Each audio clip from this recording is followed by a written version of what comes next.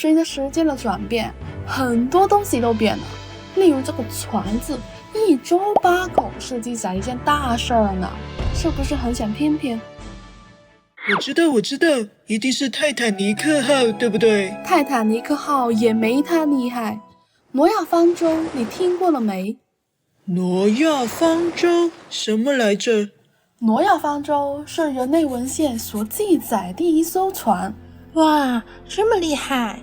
但这样看船字，我也想不到跟挪亚方舟有什么关系。看，我这个船字不就是由1个舟和8口组成的吗？那为什么我们中国人设计的船字是1个舟加8个口呢？哦，我猜到了，是不是白雪公主的故事？她再加上7个小矮人，不就是8个人了吗？船，你还是继续说吧，不用理他。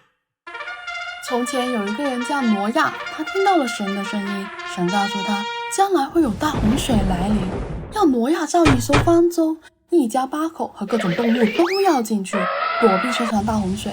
人类的历史就是靠挪亚1家8口才能延续下去，所以我这个船字右边的8口就是这个意思。